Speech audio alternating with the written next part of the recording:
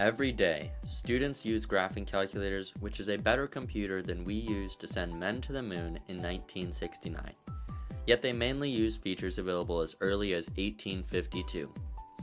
With using the full potential of the calculator, it can go far beyond math class. How important are calculators in your classes?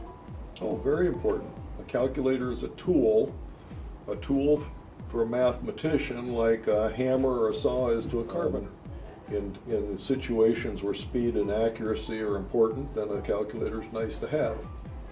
How much does having programs on your calculator help in this class and just in general with mathematics? I only let them use them in certain situations where I don't want them to get bogged down in the mechanics of the process, and I just want them to get quick, accurate answers. How easy or hard is it to start programming?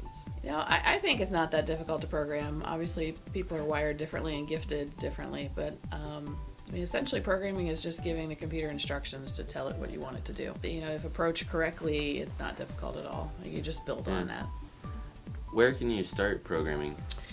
Code.org does a really nice job, and they have a program called Hour of Code. Yeah. That they really encourage everyone to do to get everybody introduced to programming to see if it's something they'd like. But they have a specific path of programming that is fairly game related and things that would interest anybody. And they've just structured it so you spend 1 hour, 60 minutes learning how to code. Can you give us a little introduction about yourself, what you do here at WC and out of WC? I've been coaching with the boys soccer team and Coach Rhodes for 7 seasons.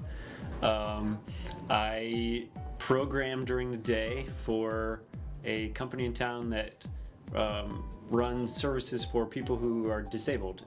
How could specifically programming your calculator help out in the world someday?